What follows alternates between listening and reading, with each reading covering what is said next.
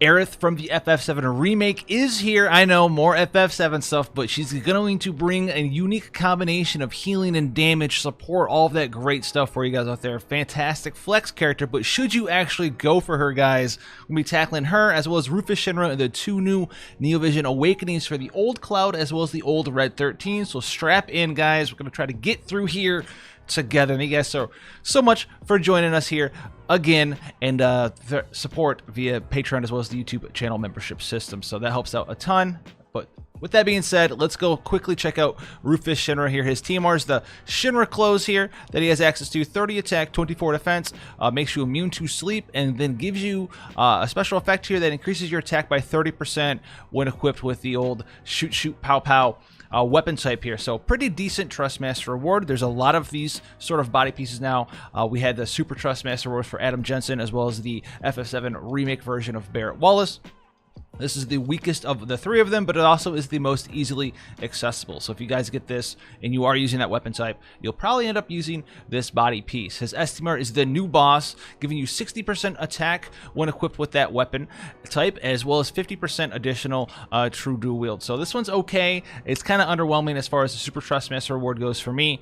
We've seen better Super Trustmaster rewards like Riku and Sora's from the old Kingdom Hearts collaboration back in the day, things of that nature. This one is locked to a specific weapon type and only gives you 50% true dual wield. You know, we've seen War of the Visions, Gilgamesh better than this, things of that nature. Now, as far as the character, we're not going to spend too much time on him.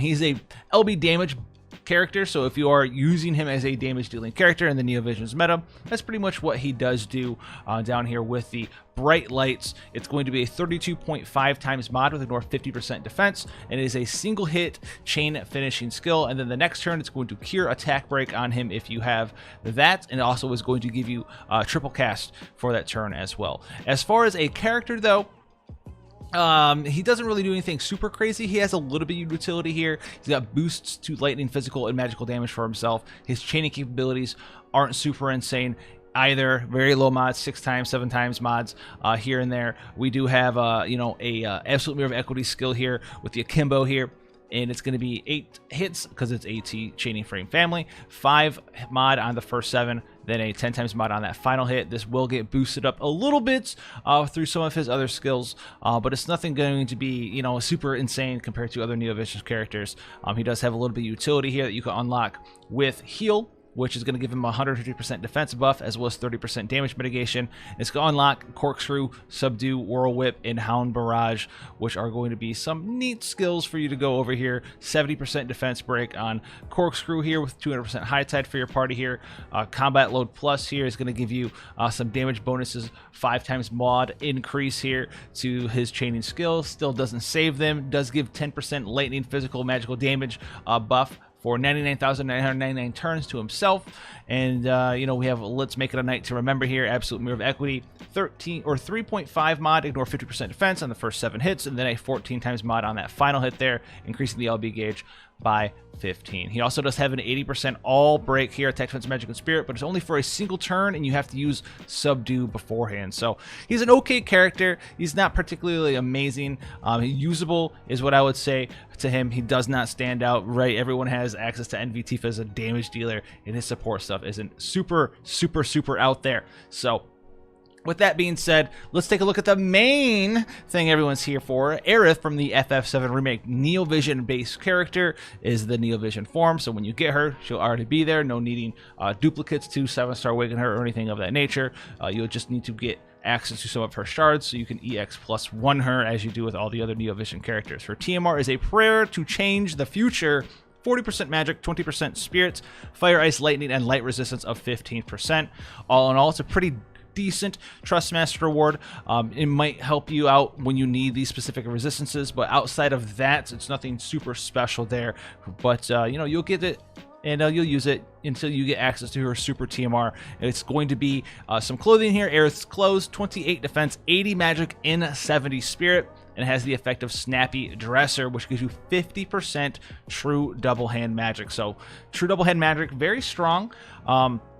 on a character like Aerith, and getting it in the body piece is pretty awesome there as well. That being said, mages are always better when they're true dual wield because they don't gain damage variance. There's no two-handed damage variance from true double handing a mage, whereas a lot of the new mages, if you're true dual wielding them, they do have this 6 times mod cap bonus there. But Aerith's a little bit in the middle.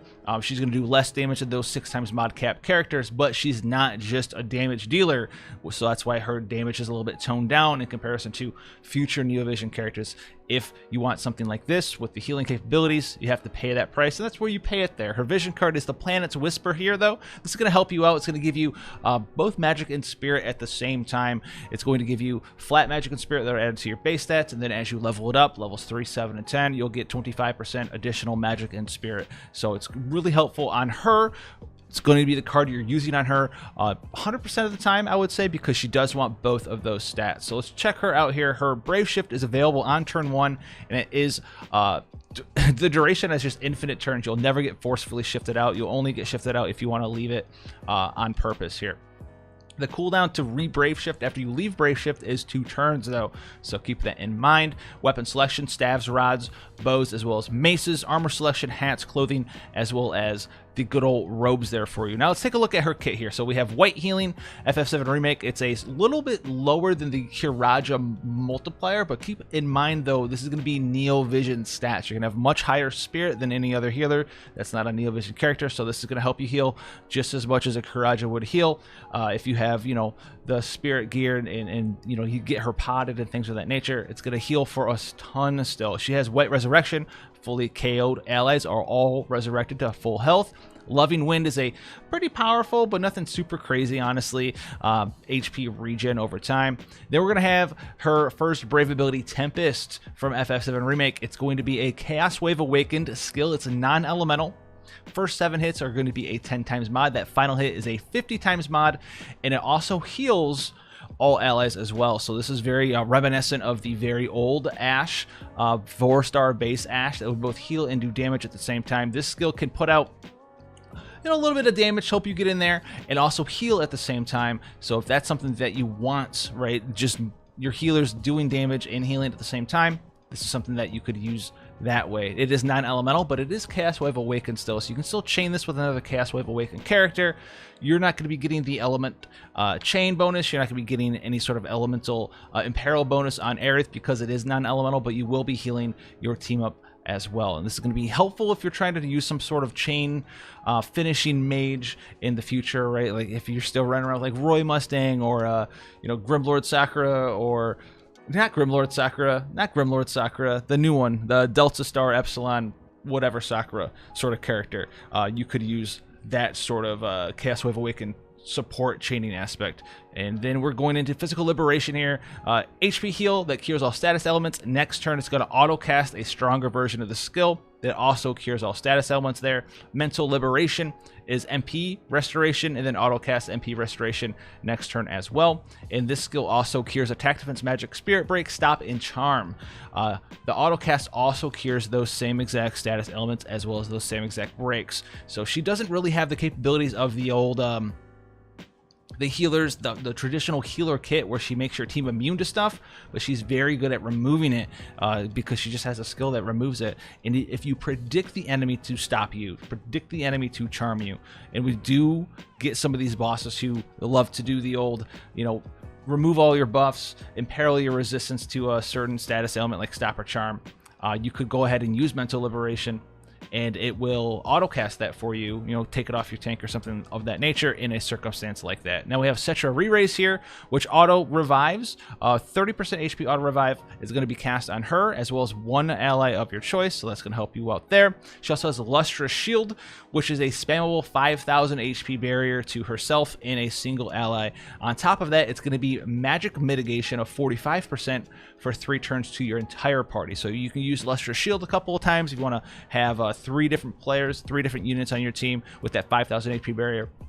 But you can also mitigate the magic damage for your whole party and then give a shield to herself and a tank and then do some other stuff. She does have base double limit here for the double cast. She also has Planet's Blessing, which is a huge skill. It's going to be her grandest ability here, or Magnus ability, if you're used to that term on global. 2 uses per battle. unique selection on multicast. You can't cast this skill 2 times in the same turn is what that means. Not that you need to, because it removes all status elements, removes attack, defense, magic, spirit break, stop, and charm, heals you, and revives all KO'd allies, and gives your entire party HP re-raise. So re-raise on your whole party, 80% HP. This is pretty much a limit burst on demand sort of skill here. That's why you can only use it 2 times, but it is very, very powerful there. We have Planet's Protection as well. 4,000 HP barrier and 45% physical mitigation for 2 turns to all allies, and a 3-turn cooldown available on turn 1. So she's got magic mitigation and physical mitigation for you there in her base form. Then we have ATB Ward, 5-turn cooldown available on turn 1. HP over time regen, and it's going to fill your entire party's limit burst gauge by 10.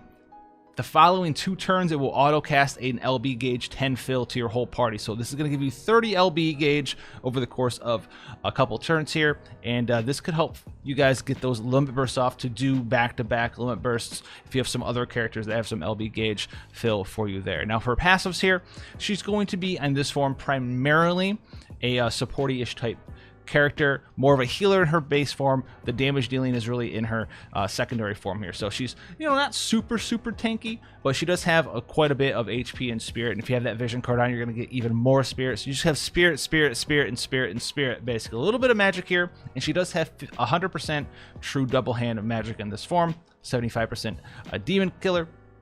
And she is going to be immune to sleep, paralyze, confuse, stop, and charm, 3 LB gauge per turn, and 10% MP refresh every turn. Her LB here is Healing Wind, and it's going to come in and go right on ahead and give you a cure all status ailments, HP heal, revive all KO'd allies, and then next turn it's going to auto cast an HP heal, cure all status ailments, and the turn after that it's going to auto cast MP heal, and cures attack, defense, magic, and spirit break, stop, and charm. So very interesting limit burst here.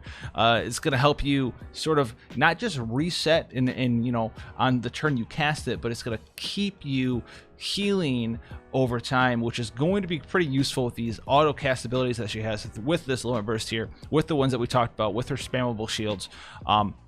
It's going to help you, give you time to shift her on over into her Brave Shift form, which we'll go over now, to do some damage as a character. So her Brave Shift form, she still has a white healing, she still has white resurrection, she still has access to Tempest here, so you can still do damage with Chaos Wave Awakened and heal at the same time. But then she's going to get Ray of Judgment, which is a 75 times light magic damage multiplier with a 120% light imperil. This is also Chaos Wave Awakened. Then she's going to have Cetra, Thundaga, Blizzaga, and Faraga. These are chain finishing skills that are a 34 times base mod.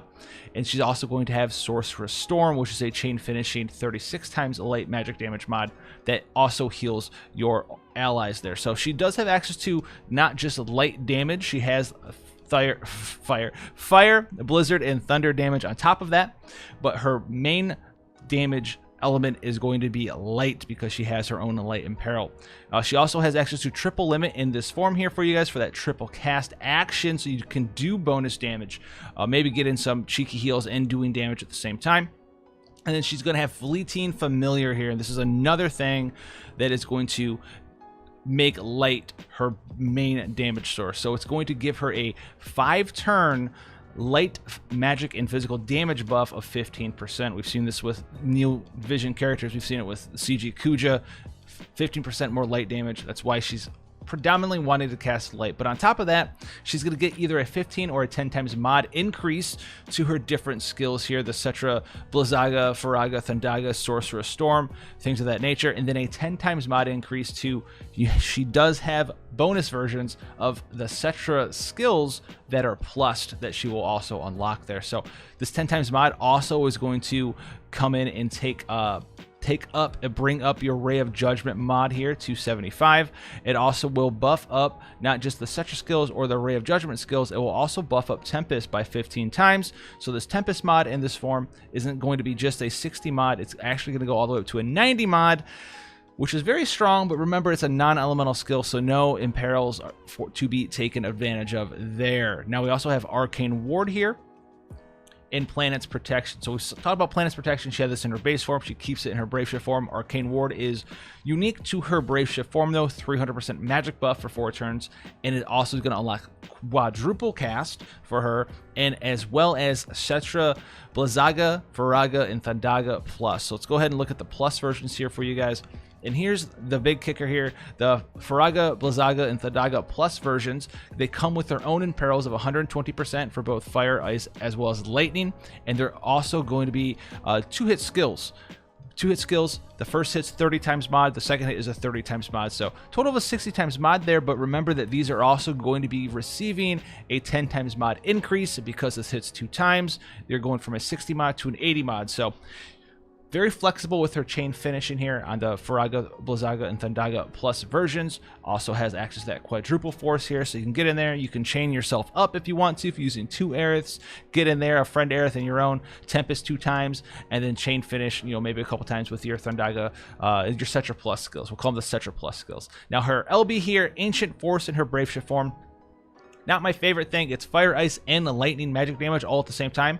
100 times multiplier, but it's going to be a little bit hard to use there because you need to find an enemy who is, you know, not resistant or doesn't absorb all or any of these damage types at the same time, because you're doing all 3 elements at the same time. But what you do use this for is to re-unlock Blizzaga, Faraga, and Thundaga Cetra plus skills once again if you need to. So that's the quick thing on her skills there. Let's check out her passives here. She does have access to 200% true double hand magic.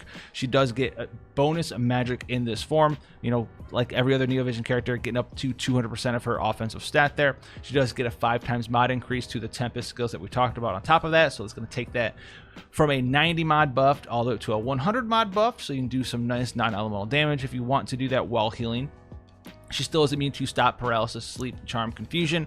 Does get 50% LB damage, but her LB just isn't that good in my opinion due to that triple element locked sort of condition. So how good is Neo Vision Aerith? A lot of players have been asking me. I don't have a new healer. Do I need a new healer right now? Do I need to get a Neo Vision healer like Aerith? You do not need a new healer that's a Neo Vision character. Healers can definitely not be Neo Visioned. You can just use your same old healers for right now, and you'll be plenty well off is what I want to say there. So you don't need to really upgrade your healer if you don't want to. If you're a fan of Aerith though, you're going to have a nice little healer plus damage dealer sort of combo there. I will give her a minus marks there because a lot of the strength of healers that they have in your party is the immune to attack, defense, magic, and spirit break, the immune to stop and charm, the immune to all status ailments. She does not have that. She trades that off for the ease of her being able to remove them for you, and being able to remove them as easily as Aerith does is a boon, but not having the ability to be immune to them is definitely a bust there. So she's not unusable for that reason. She's going to be strong in certain circumstances because she can take them off over and over and over every turn with her auto cast removals in her base form. And then when you're ready to go and do some damage, you get some nice potencies out of her. 100 times mod, 75 times mod, 85 times mod on a healer that comes with its own 120% imperil or some 80 times mod chain finishing skills. That's plenty powerful, but it's not like you need to go and get it. If you're a fan of her, pick her up. Otherwise, stay safe and just don't spend that lapis. Wait for something else to come out. Now let's take a quick peek at the Brave Shift forms, the EX+1 forms of Cloud as well as Red 13 here. So Cloud Strife is going to be getting access to his EX+1 once you level him up and get his shards up there. And he's going to have a couple cool skills to talk about here. A lot of his old stuff just isn't that relevant. Remember, we have Brave Slash 2 times mod, 3 times mod. We're not using those skills today. He does get access to Double Limit though. Remember that from his 7-star form. And his Neo Vision skills and his Brave skills that we're going to be going over. We have Sonic Impact, 68 times mod Stardust Ray chaining skill. So it's okay. Nothing super crazy. We've seen other Neo Vision characters. He's a little bit under where they are here on the Stardust Ray. He has Rapid Break, a 3-turn cooldown available on turn 3, which is a 72 times mod with a guaranteed critical hit to one enemy. That's a 50% damage bonus. So this skill right here is over a 100 times multiplier there, but it is the Octaslash Chaining Frame family. Now, speaking of Chaining Frame families that are Octaslash, he also has a Buster End, which is going to be his at level 5 Brave ability, 63 times mod, Octaslash chaining skill with a guaranteed critical hit. So this is going to be just under a 100 mod there for you guys. Very powerful. You know, you're going to get an extra 31 point something mod, so it's going to be like a 94, 95 times mod there for you. It is Octaslash though, so it's going to be kind of hard to chain this with anyone else who is a unit that isn't named Old Cloud Strife. So keep that in mind there. He also has Limit Raid 4-turn cooldown available on turn 4, 80 times mod Start Astray, 75% LB damage there, and he does get up to a triple cast here on his NV form, making his dual cast pretty worthless there. His LB hasn't really been enhanced all that much here for you guys. His LB, oh man, in his base form, let me tell you what, Omni Slash, NV form, 27 times mod, ignore 50% defense. It is not a good thing. It is definitely not a good thing. You just leave that one alone there. Now, he also has one final Brave ability here, Promise with Tifa. It's a passive. It's going to add a 51 times mod to Cross Slash and Brave Beam, a Brave Slash, Blade Beam, Finishing Touch, as well as Clim Hazard and Meteor Rain and 100 flat MP. It's really not that great. It's just not that great of a Brave ability there. Brave Slash, Cross Slash, just worse than his other Brave abilities to be using. You don't really even need to worry about enhancing the skill, if I'm quite honest with you. He also gets a Neo Vision passive, a Hero's Last Wish, 90% attack, as well as 50% additional True Double Hand compared to before. But that's just his base form. His Brave Shift form also has some cool stuff. He does have triple limit here in his Brave Shift form. He still has Sonic Impact available to him. He still has Limit Braid available to him, as well as Rush Strike here is going to be a new one for you in the Brave Shift form. It's going to fill your LB gauge by 8. It's going to be a 64 times mod, and it's going to be available to you for these potencies here once you get Rush Strike leveled up to level 5. He also has Meteor Burst here, 2 uses per battle, unique selection on multicast. This means that you can use it 2 times in the fight, and you cannot double cast the skill in the same turn. You don't need to though, because it's just going to fill your LB gauge up, and then 2 turns later it's going to fill your LB gauge up again. So this allows you to use Meteor Burst, maybe do some damage with Sonic Impact or whatever it is, and then you'll next turn use your LB and then do some more stuff, and then your LB will autofill by itself and use your LB again. We also have Blooming in Adversity here, 84 times mod, Absolute Mirror of Equity, Chaining Frame Family. Nothing super special. And Brave Stance here, 250% attack buff, as well as 50% Human Killer. And then his passives here, very nice stuff. He does have 150% Human Killer right there, and 200% True Double Hand, as well as a plethora of attack for you to get up there with 200% attack base line, as well as a 100% LB damage passive amount and 9 LB gauge crystals per turn. And his LB, True Meteor Rain, is a 15-hit skill with a 55 times mod with ignore 50% defense, taking that up to a 110 times mod. He's not that hard to use. He doesn't have any of his own imbues, doesn't have any of his own imperils, so you're going to need to provide that to him for him. But outside of that, he's very simple. Very, very simple. And a lot of the time, guys, if you are going to be using this version of Cloud, you're actually just going to go right on ahead, and in his normal form, you're going to be using Buster End over and over and over. Find an Octaslash Chaining Frame Family partner, probably another Cloud for you there. Or if you want to like sort of get this into like an Aurora Ray chain or something of that nature, chain it up in there, kind of chain weave it like I used to do with the 2B's Limit Burst there. You could go ahead and do that there, and then when you're ready to Limit Burst, you want to go to Brave Shift form, and the Limit Burst in the Brave Shift form is way stronger than the non-Brave Shift form. So that's going to be Cloud, pretty decent, nothing super insane though. But if you're looking for another damage dealer, you're looking for an option to pair with someone like Tifa or something in a party for Dark Visions, things of that nature, Cloud's going to have a good slot in your home. Now, speaking of Dark Visions and slotting in there, we have Red 13, who's a little bit more complicated than Cloud, a little bit better than Cloud 2, in my opinion. So let's take a look at Red 13 real quick. Remember, weapon selection, knives, swords, great swords, katanas, as well as fist weapons there. He's a true double hand character. And his Neo Vision ability here, Killer Rave, Stardust Ray Chaining Frame Family, 50 times mod. So he has the lowest multipliers out of all of the Neo Vision characters, but this gives Beast, Demon, and Reaper Killer of 150% for 5 turns to the caster. This skill alone for you veteran players out there might be worth having Neo Vision Red 13 in your party, because we all know how much we like to pass around these different killer buffs with Masterminds on to your entire party. Very strong skill, just for that. Then we have Lunatic Burst here, 300% attack buff for 5 turns to the caster, unlocks triple limit for 6 turns, fire physical damage 30 times mod with ignore 50% defense for you as well there. So very strong buff for him. You're gonna be using this every turn. You're starting the battle out with Lunatic Burst, get that attack buff, get that triple limit, and then do some damage there. We also have High Speed Fang, which makes him actually pretty survivable against physical damage. 50 times mod Stardust Ray Chaining Frame skill, and gives you 10 stacks of Mirage for 5 turns as well. So very nice sort of skills to be using there. He also has access to Flare Fangs, which he did not have access to before. This was recently added. He gets it at 6-star level 1, but it's going to give him a 10% fire, physical, and magic damage buff. So if you're doing fire damage of any kind, 10% bonus there. It also is going to be Stardust Ray for your ease of use there. Outside of that, nothing really got changed too much here.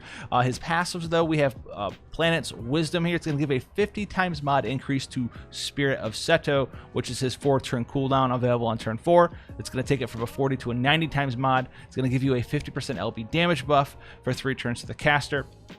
And it's going to give you 3 stacks of Mirage. Now, let's talk about his Brave Shift form, because this is the one thing that kind of makes him, you know, kind of tames the old wild dog Red 13. His Brave Shift form is not available until turn 4, and it lasts 3 turns, and you have to wait 3 more turns to go back into his Brave Shift. So what does his Brave Shift do? His Brave Shift is actually one of the easiest things to understand in the entire game, because his Brave Shift has exactly 4 skills for you to use. You still have Killer Rave, which is the 150% Beast Demon and Reaper killer, so he has access to that still. Now he has Howling Flame, Stardust Ray, total of a 55 times mod. It's backloaded. That final hit's 40 times mod. The first 9 hits are 15, so 55 times mod total there. We have Stardust Fire. You could use this 1 time in the battle.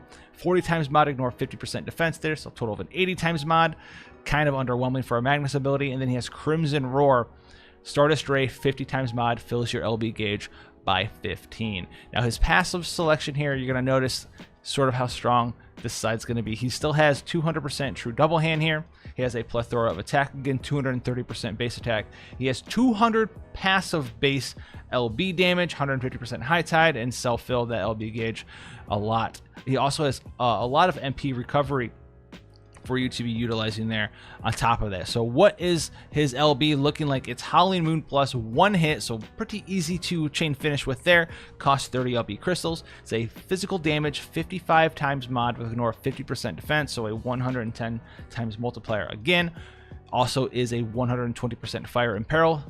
Rebuffs you 300% attack for 6 turns, gives you 6 more turns of triple limit, and also will fire imbue you for 6 turns as well. So this is kind of what you're aiming to play with on Red 13. The first couple of turns you have to pretty much sit in your normal form here. This is where you're setting up with Lunatic Burst, using Killer Rave, maybe High Speed Fang, Fire Fangs to get that fire damage buff up, get that fire imbue and fire impair with Blaze Charge, and then when turn 4 rolls around, turn 3 rolls around, you're ready to Brave Shift. It's off cooldown. You just come in here. You already have your LB gauge filled up because you've been messing around for so much, right? He's got all that high tide buff and things of that nature. So you're going to transform, and you're just going to Howling Moon chain finish this thing.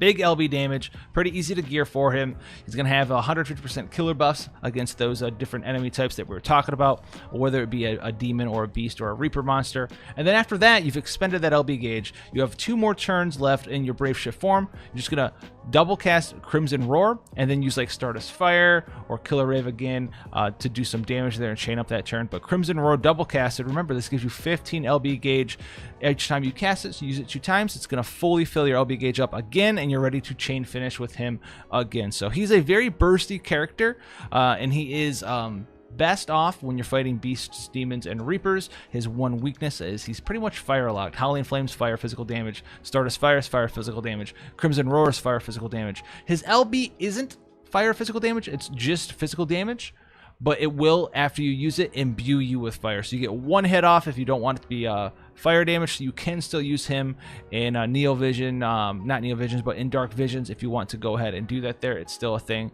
that he has access to, doing non-fire damage. Just 1 time, though, with his Limit Burst. Hopefully, that's going to help you out there. But in those longer fights where you're not one-shotting a boss, he's going to be mono-fire, but I think a lot of you guys are going to level him up strictly, if not just for the Brave Shift in normal mode skill of Killer Rave there. So pretty cool access to a lot of stuff there. Should you level him up? Yeah, dude, if you want more damage dealers, go for it.